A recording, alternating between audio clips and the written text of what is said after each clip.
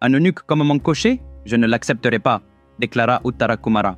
Dharmaraja, qui se présentait sous les traites d'un brahman, dit alors: Prince Uttara Kumara, en tant que conseiller en chef de votre royaume, croyez-moi quand je dis que je connais bien Brihanala.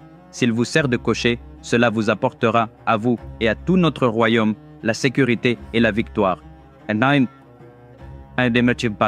Par ces mots, il réussit à convaincre Uttara Kumara. Alors qu'il s'apprêtait à partir, la sœur d'Uttara Kumara, âgée de 16 ans, s'écria: Frère, à ton retour, apporte-moi les vêtements d'un roi que tu auras vaincu au combat. Je veux les utiliser pour décorer mes poupées. Bien sûr, ma sœur, répondit Uttara Kumara, la poitrine gonflée à la manière d'un brave guerrier avant de partir. Le char, avec Brihanala à l'avant et Uttara Kumara debout derrière, se précipita vers l'armée ennemie. Ils continuèrent à rouler jusqu'à ce qu'ils atteignent le front de l'armée. En regardant devant eux, ils virent 50 000 soldats, et ce n'était nul autre que l'armée de Hastinapura. Parmi ces rangs se trouvaient Duryodhana, Karna, Shakuni et Dronacharya.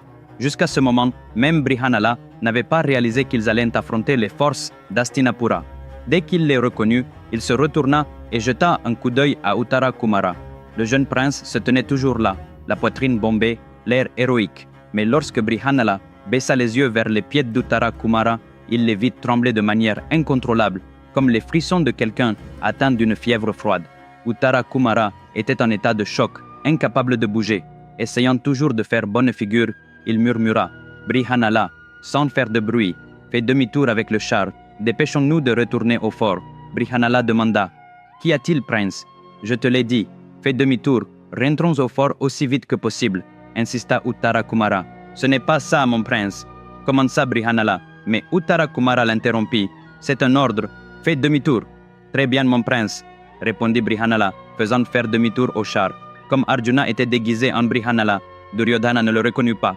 Les soldats de Hastinapura éclatèrent de rire et crièrent: Lâche, vous fuyez! Brihanala éloigna le char de l'armée de Hastinapura et s'arrêta sous un grand arbre à la périphérie du royaume de Virata. Pourquoi t'es-tu arrêté ici? Demanda Uttara Kumara. Allez, cachons-nous dans le fort. L'ignorant, Brihanala sauta du char, grimpa à l'arbre et en fit tomber un gros paquet. Lorsqu'il l'ouvrit, il y trouva l'arc Gandiva et une cache de flèches, les armes d'Arjuna, qu'il y avait cachées. Qu'est-ce que c'est? Demanda Uttara Kumara étonné. Je suis Arjuna, déguisé en Brihanala, révéla-t-il. Maintenant, je vais m'occuper d'eux. Il saisit l'arc Gandiva et attacha la corde. D'un mouvement rapide, il tendit la corde de l'arc et la relâcha. Un bruit de tonnerre retentit, semant de la peur dans le cœur des troupes d'Hastinapura. Kripacharya, qui se tenait près de Duryodhana, posa une main sur l'épaule du prince et dit: Duryodhana, Arjuna arrive. Lorsque Duryodhana leva les yeux, il vit que le char, qui s'était enfui plus tôt, revenait maintenant à 2 fois la vitesse. Cette fois, Uttara Kumara conduisait le char, tandis qu'Arjuna se tenait derrière lui, prêt pour la bataille. Même si Arjuna portait toujours les vêtements de l'eunuque, le simple fait de le voir prêt pour la guerre sur le char fit trembler toute l'armée de Hastinapura.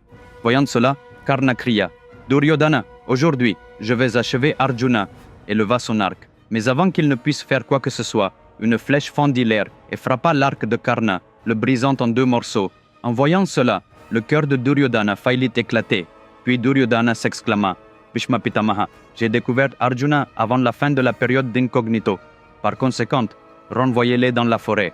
Cela signifie que j'ai déjà gagné. Bhishma répondit: Duryodhana, la période d'incognito s'est terminée ce matin même. Désormais, ils sont libres d'aller où ils veulent ouvertement. Duryodhana rétorqua: Même ainsi, je ne l'épargnerai pas. Soldats, tirez vos flèches. En un instant, Arjuna leva le Gandiva et déchaîna un Samohana Astra. Son effet fut si dévastateur que les 50 000 soldats perdirent tous connaissance en même temps, vidés de leur énergie. Prince Uttara Kumara, notre travail ici est terminé, dit Arjuna. Mes amis, croyez-vous que la lecture d'une seule histoire incroyablement intéressante peut faire oublier à une personne ses soucis matériels? Si vous la lisez simplement à vos enfants, croyez-vous qu'ils peuvent apprendre toutes les valeurs dont ils ont besoin pour la vie? Croyez-vous que pour tout problème auquel vous êtes confronté maintenant, ou pourriez être confronté à l'avenir, vous pouvez trouver une solution en lisant une seule histoire? Oui, c'est possible. Seulement à travers la plus grande épopée jamais racontée dans l'histoire de l'humanité, le Mahabharata. Cette histoire est 100 fois plus passionnante que n'importe quel film à succès. C'est un défi. Le Mahabharata, écrit de ma propre main, est disponible en 2 parties. à la fois sous forme de livres physiques et de livres électroniques sur Amazon et 43 autres boutiques en ligne. Cet ouvrage est disponible en 54 langues dans le monde entier. J'ai placé les liens dans la description sous cette vidéo. Commandez votre exemplaire immédiatement car ce n'est pas seulement un livre, c'est une bibliothèque complète pour votre vie. Un instant, Arjuna, dit Uttara Kumara en sautant du char.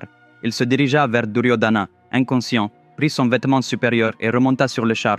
Au milieu des célébrations de la victoire d'Arjuna et du fait qu'il avait sauvé le royaume, le roi Virata dit « Arjuna, accepte la main de ma fille Uttara en mariage en gage de ma gratitude. » Mais Arjuna répondit « Mami Kamatemni, mon fils Abhimanyu est en âge de se marier. Je vous prie de lui donner votre fille. » Baner Inchai Ban Kadepasti. Le roi accepta et Abhimanyu épousa Uttara lors d'une grande cérémonie. Lorsque Duryodhana apprit la nouvelle, il était déjà sous le choc de l'humiliation d'avoir reçu une flèche, perdant son vêtement supérieur, et cette nouvelle du mariage ne fit que le brûler de ressentiment. À ce moment-là, Bhishma dit « Duryodhana, les Pandavas ont terminé avec succès leurs 13 années d'exil, 12 dans la forêt et une incognito. Tu dois honorer ta parole et leur rendre leur royaume. Tu as promis de le faire. » Mais Duryodhana rétorqua « Royaume, je ne leur donnerai même pas un pouce de terre, je verrai leur fin. » Bhishma l'avertit, Duryodhana, si tu persistes ainsi, les Pandavas n'hésiteront pas à te combattre, et si la guerre éclate, ce seront les Pandavas qui gagneront. Ces paroles ne firent qu'envenimer l'ego de Duryodhana. Il déclara, j'ai pris ma décision. Si la guerre est inévitable, qu'il en soit ainsi. Je suis prêt.